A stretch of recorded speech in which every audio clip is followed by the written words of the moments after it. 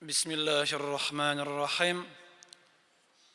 الحمد لله رب العالمين، والصلاة والسلام على رسوله محمد وعلى آله وصحبه أجمعين.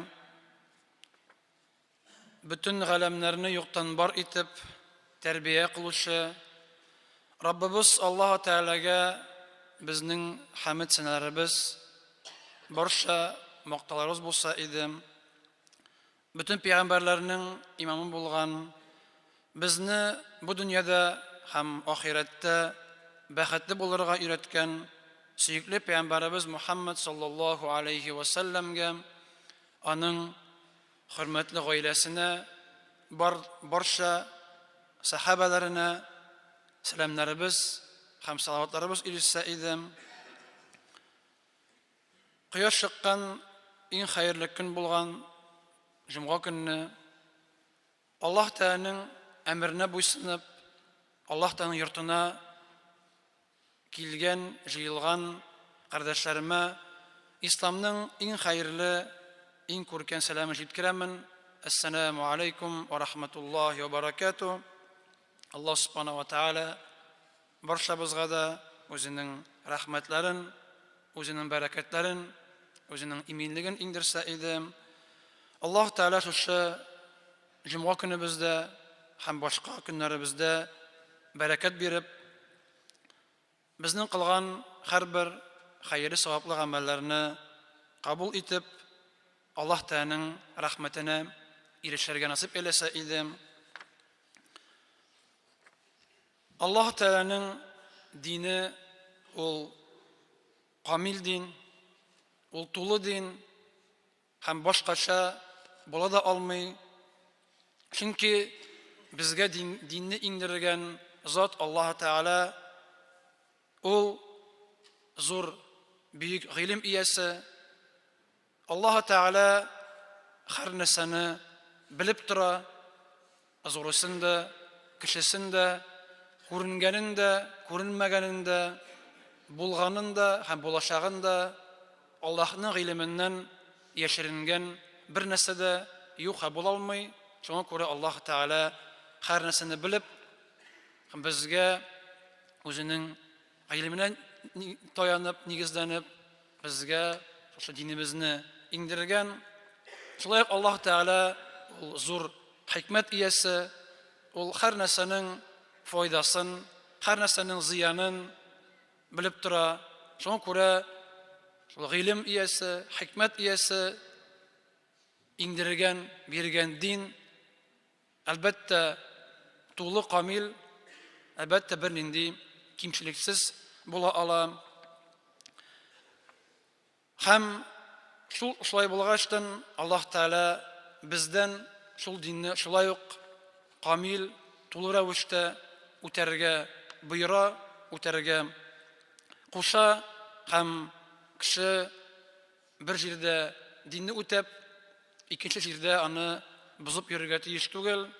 Meşitte din kaidalarını söylep, öğretip, anlatıp, onlar şol din kaidalarını utimin deyip, tavuş çıkarıp, anda kişiler bilen bahsleşip yürüp, onlar meşte çıkkandan sonra başka bir yerde bulganda o etki sözlerini unutup, tegindegişe, ondagışa bir kılıp yürürge diyiş tugul. Çünkü koşağında indi aramızda kaysa bir kardeşler indi meşitte hatun kızlarını seçiler deyip indi birge yürüyübüz. Alarının biz kurabız, ide otursunlar, yürmesinler, alarının tavuşları da gavret deyip bizning Allah'ımıza yürüyorlar, bizge fitnes olar deyip azarlana tavuş koptara. Meşe çıkkandan sonra başka yerde şoluk kibitte bolsunma, yoki şoluk şifahanada bolsunma, balnista bolsunma, avtobus tramvayda bolsunma, hem bütün başka yerlerde nigedir ol mesela koptarmay, anda o'zi xotirlari qoriydi, suyulashadi, tiyadi, quchoqlaydi, bütün ishli masjidda tiyib yuri, tavuş koptarib, başka yerde olay birlarga ixtibar da bermay, onlar aytgandan so'ng, niksin sen башка вакытта Аллах эшләсәң, бу бит мәчет ди. Бу Аллах йорты. Әлбәттә Аллах йортының бар хөрмәте, ләкин бар диннең хөрмәте. Аллах йортының хөрмәтен саклыйбыз. Мәчеттә чыкканнан соң Аллах диннең хөрмәтен сакламыйча, аны бозып йөрсәк, бу инде безнең динне тулы камил рәвештә үтәү булмаячак. Әлбәттә Аллах Тәала безне аерган ирләргә, хатын-кызларга һәм безгә дин буенча аралашуны, күрешүне, сөйләшүне әзләк тыйган, шикләгән динебез.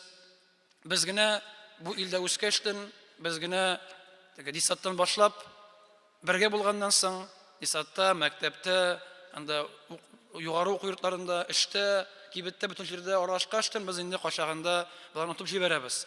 Без инде хатын-кыз белән ир-атның әзрәк аерым булуы, әзрәк сөйләшүе, әзрәк аралашуы кирәк икәнлеген онытып җибәрәбез. Әлбәттә, инансыз булмый. Чөнки бу җәмгыятьтә без яшибез, ләкин анда да кеше шушы кагыйдәләрне, дин таләпләрен сакларга тырышырга тиеш. Шиктән узмыйча, кирәк хәтле генә эшләп, артыгын эшләмәскә, чөнки ахыр нәтиҗәдә ирләрнең, хатын-кызларның гел бергә булуы, гел бергә аралашуы, ул илтә бузыклыкка, ул илтә фитнәгә, ул илтә зина кылуга. Аллаһ Тәала Коръән-и Кәримдә әйтә: "Ва ла тaqrabu zina", зина кылуга якында килмәгез дип әйтә Аллаһ Тәала. Яни әйтми зина кылмагыз дип, якында бармагыз. Яни аңа алып баручы гамәлләрне дә кылмагыз. Алардан сакланыгыз, алардан да ерак булыгыз дип Аллаһ Тәала әмер итә.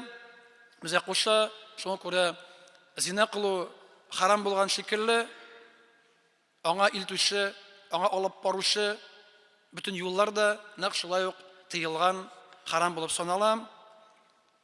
Һәм аларның шул юлларның күпчелеген Аллаһ Тәала Коръәндә һәм Пәйгамбәрбез Мөхәммәд саллаллаһу алейхи ва саллям хәдисләрендә безгә аңлаталар. Шуларның берсе ул инде тәгаввәтләрне капламау, Аллаһ Тәала кушкан тәннең тиешле җирләрен капламау, чөнки гаврат ул башкалар күрергә ярамаган, башкалар күрсәтергә ярамаган урын дип тәрҗемә ителә, аңлатыла. Шуңа күрә кешенең тиешле киемен кимичә, Аллаһ Тәала кушканча киенмичә йөрүе, ул инде әлбәттә фитнә чыгара. Инде мәчеттә килгән хатын-кызлар әлбәттә инде киенгән була гадәттә, шуңа күрә анда фитнәнең кими, фитнә әзәя, ул инде урамда йөргәндә, башка җирләрдә кешеләрдән күбрәк кешенә, монда күбрәк хатын-кызлар турында сүз бара, ләкин шул вакытта аларның гаврәтләрен капламау, ул аларга кайта гөнаһысы. Безгә кайтмый. Безгә кайтканы аларга карау. Шуңа күрә аларның хатын-кыз ябык буламы ул, хатын-кыз ачык буламы ул, аның бит йөзенә күренәме, яни кулы йөзенә күренәме, аның ярты тәне күренәме, ансаның үз эше, безнең эшебез аларга карамау. Һәм Аллаһ Тәала буңда әйтә Нур сүрәсендә: "Ва кулил муъминина ягуду мин абсарихим", әйт мөэминнәргә, и Мөхәммәд саллаллаһу алейхи ва саллям, алар үзләренең күзләрен харамга караудан тыйсыннар, күзләрен төшерсеннәр, харамга карамасыннар. "Ва яхфазу фуруҗахум", һәм үзләренең җинси әгъзаларын сакласыннар, зина кылмасыннар. "Залика азка лахум", дип. Бу аларга чистарак, аларга хәерлерәк дип Аллаһ Тәала әйтә. Шуңа күрә аларның киенү-киенмәү, алар үзләре җавап бирәләр аның өчен. Без җавап бирмибез. Иллә мәгәр безнең хатыныбыз, балаларыбыз булганда, без аларга өйрәтмәсәк, тыймасак, без дә җавап бирәбез. Ират та җавап бирә, аның куласында булган хатын-кызлар өчен. Ләкин карау мәсьәләсендә күзебез безнеке, һәм без үзебезнең күзебезгә үзебез җавап бирәбез. Һәм аларның әйткәнебезчә, анда яулык кигәнме, кимәгәнме, ансы безгә кагылмый, безгә карамаска, тикшермәскә, шушы безгә кайта. Шуңа күрә хатын-кыз булган җирдә күзне аларга тәкәлеп, тикшереп карау, ул дин буенча ул дин буенча гөнаһ санала. Шуңа күрә без инде үзебезнең үзләребезнең күзләребезне төшереп, кирәкмәгәнгә карамаска тиешбез. Аллаһ та шул ук безгә иратларга хатын-кызга караганда күзегезне төшерегез дип әйткәннән соң, аларга да хатын-кызларга да эндәшә һәм әйтә: "Ва кулил муъминати", әйт хатын-кызларга: "Ягъдудна мин абсарихинна", алар да харам әйбергә, алар да иратларга рәхәтләнеп, тикшереп карамасыннар. Аларга да улай бер тигез тигелгән, иратка да хатын-кызга карау, хатын-кызга иратка карау, икесе дә бер тигез тыела. Аллаһ Тәгалә буларны Коръәндә тыя. Шуңа күрә без инде шул гарәт мәсьәләсендә үзебезнең күзләребезне саклап, аларга карап йөреп, тикшереп, анда теге шәһвәт уятырдай карашлар белән карарга тиеш түгел без. Монда инде яшьни, картни аермасы юк. Яшь егетләргә дә, бабайларга да бер тигез. Син ират икән, ират булгач сиңа бу аят кагыла. Калгаштан монда кешенең яшенә без карап тормыйбыз. Яшәргә ярамый, бабайларга ярый дип әйтүнең дөрес түгел. Шуңа күрә бер тигез тыелган. Һәм инде аврат мәсьәләсендә тагы бер өстәмә дип әйтәбез. Пәйгамбер Мөхәммәд саллаллаһу алейхи ва саллям бер хәдисендә әйтә: "Ират икенче иратның авратына карамасын, һәм хатын-кыз икенче хатын-кызның авратына карамасын" дип әйтә. Ягъни иратның да хатын-кызның да, хәтта иратлар арасында булганда да, хатын-кызның хатын-кыз арасында булганда да бар гавра җирләре, бу инде кенлектән башлап тизгә кадәр булган урын, җир, буларны беркем дә күрергә тиеш түгел.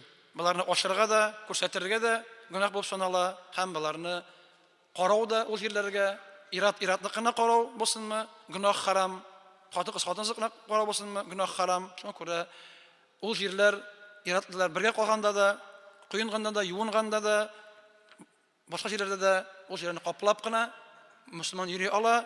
Берәр ашса да, ул аңа карарга, күз төшерергә тиеш түгел, чөнки күрсәтү дә, карау да икесе дә бер дәрәҗәдә гөнаһ булып санала. Шуңа күрә без үзләребезнең күзләребезне дә саклыйк, һәм үзебезнең авратларыбызны да ашудан, күрсәтүдән саклыйк.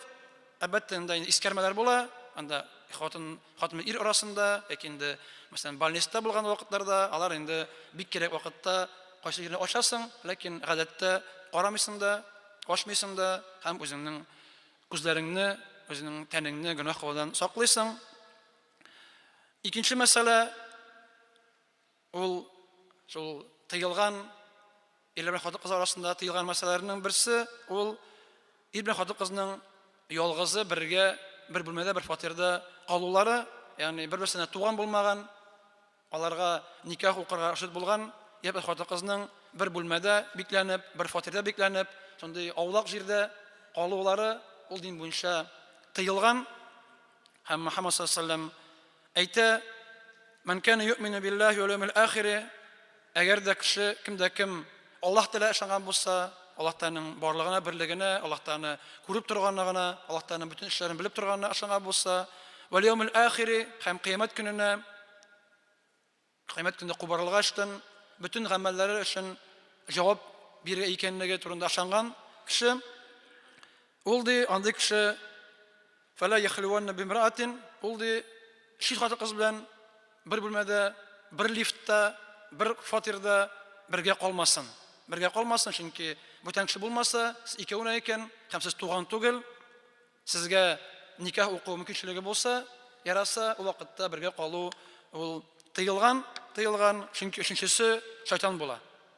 Ике ир белән хатын-кыз алганда, өченче зат булып, яннарына килеп, шайтан килеп, аларны төрле вәсвәсәләр, төрле фикерләр башына салып, ахыр нәтиҗәдә аларны бер кеше ул зина кылуга этәрә. Шуңа күрә монсы да шулай шәригатьнең катгый законы, бездә тормышыбызда эштә булсынмы, больниста булсынмы, кай булсынмы инде шундый ялгыз үзебезне шит хатын-кыз белән калырга тырышырга тиеш түгелбез. Эштә булсынмы, анда һәр хәлдә ишек ачып куйрамы инде, бүтән кеше күренә булсынмы инде, яки инде башка җиргә чыгаргамы, ләкин балай да ярый дип, башка булмый дип әйтергә ярамый. Шуңа күрә анда инде яки тагы бер кеше кертергәме, ишек ачып куйыргамы, яки ялгыз, хәтта теге берәр теге әбинең өенә керсәң, эш буенча да анда үзен түгел тагы берәр иратны алып керергә, яки бер хатын-кыз булсын, ягъни кемдер булсын, аерым ике кеше генә аларның яшьләренә карамыйча бергә калырга тиеш түгелләр. Тиеш түгелләр, шуңа күрә без аңа кашаганда салкын карап, кашаганда аңа игътибар бирмибез. Мөхәммәд саллаллаһу алейһи ва саллям аны хадисендә тыя. Шулай ук тыелган мәсьәләләрнең берсе ул бер-берсенә тию, анда не кочаклау булсынмы ул, яки кул бирешеп исәнләшү булсынмы, бу инде шулай ук дин буенча тыелган ират. Шит хатын-кызга шит дигәне ул кашаны туганда шит була. Шит дигәне синең белән аның арасында никах укыту мөмкинчелеге булса, бу сиңа шит хатын-кыз. Бу сиңа туган булса, бәлки син ерак туганыңдыр.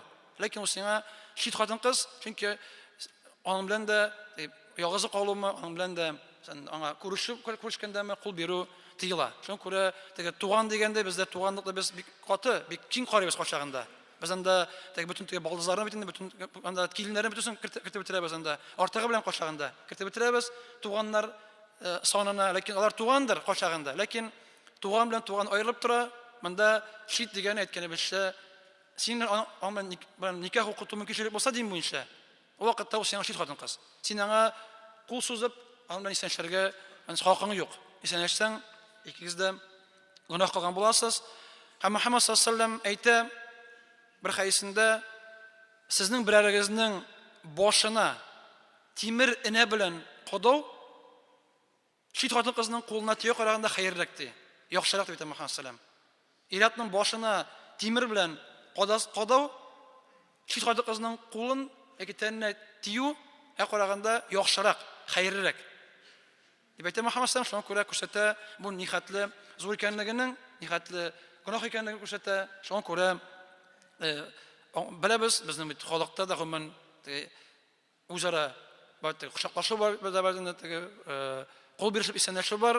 Гадәттә бит анда туган булмаганнар да бөтен рәттән кул бирешәләр. Шуңа күрә без мөселман буларак, без инде кул сузганда син миңа туган түгел дип, шуңа күрә безгә ярамый дип әйтергә кирәк. Монда тартынмаска, курыкмаска, булар хәзер мине бирәттәге вахаби санарлар дип, мине бирәттәге сүгәрләр дип әйтүгә аңлатырга кирәк. Менә диндә шундый кагыйдә бар. Шуңа күрә син миңа туган түгел, шуңа күрә безнең син белән аралашканда сөйләшербез дигән. Ләкин кул бирешеп исәнләшү безгә тыелган дип әйтергә кирәк.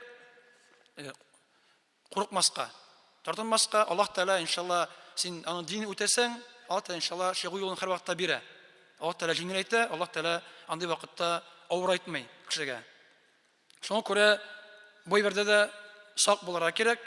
Чөнки бу да мәчеттә килгәчтен хатын-кызга ерак узып китәбез әймәттәге 1 метр, 2 метр аны узып китәбез якын килмичә. Мәсәлән, кибеттә акча биргәндәме, кул суза акча биргәндә. Хатын-кызның шул кассирның кулны табыз акча алганда, автобуста битендә шул кулына тиябез.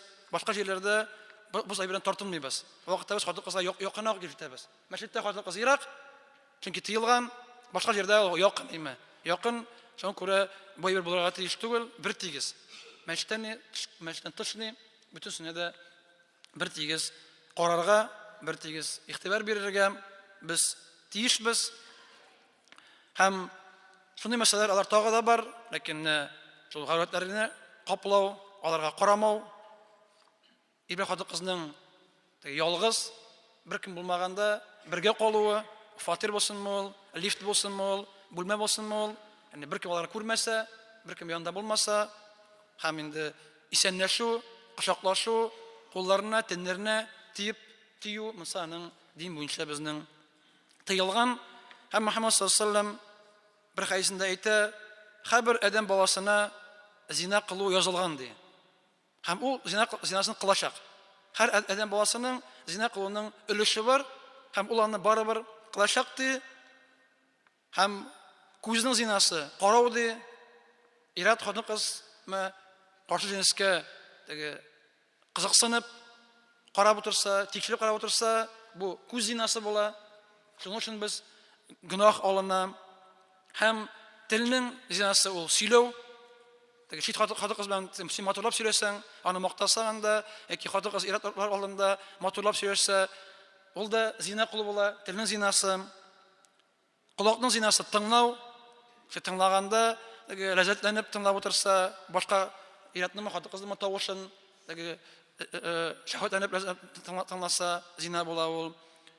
Кулларның зинасы туту, тию була, аякның зинасы шул җиргә бару, атлау була, һәм инде һәм кешенең нәфсе, кешенең йөрәге улай берне тели, яки инде һәм аңа өметләнә, аның әнси гызасы улай берне яки расламый. Шул күрә теге зур зина җитмәсә дә, ләкин кечкенә зина әйтәбез инде, кул, күз, колак зиналары, ансында инде һәрберебездә бар, ләкин без аны тиз без киметергә, бетерергә, чөнки алар да харам, алар да тыелган. Шуңа күрә инде Аллаһ Субханаһу ва Тааля безгә bütün шул хөкемнәрне бер тигез, bütün җирдә дә бер тигез үтәргә тырышырга кирәк. Дигәндә безнең җәмгыятьтә шулай дип инде, башкача булмый бит инде дип, әйткән сүзләрне белән акланырга ярамый, чөнки без мөселман, без җавап бирәбез Аллаһ каршында. Һәм безнең максат ул җәмгыятьне үзгәртү. Шул күрә синең мәсәлән, шул вакытта кибеттә кул сузмыйча ашамында куйыз әйтүең, бу тәрбия. Ул икенче юлы мөселманны күргәч ул кул бирми кулына, ул куячак ул. Шул күрә шулай итеп ул өйрәнәчәк. Һәм шулай вак итеп, вак эшләрдә дә кешегә җәмгыятьтә тәрбия кылып, без аларны үзгәртә алабыз. Шуңа күрә җәмгыять бузык дип, без дә бузык булырга тиеш түгел. Без бузык җәмгыятьне, безнең максатыбыз аны булдырган кадәр төзәтү, яхшырту, шул теге дини кануннарны үзебез үтәп, аларга да шул дини кануннарга карата ихтирам булып, каршы сүз әйтмәү булу. Шуңа күрә Аллаһ Тәгалә барчабызга да шуларны аңларга, шуларны белергә, шуларны үтәргә җиңеллеген бирсен. Баракаллаху лана ва лакум фил Qur'анил азим ва нафa'ани ва iyyakum bil ayati wa dhikril hakim innahu al ghafurur rahim as-sami'ud du'a.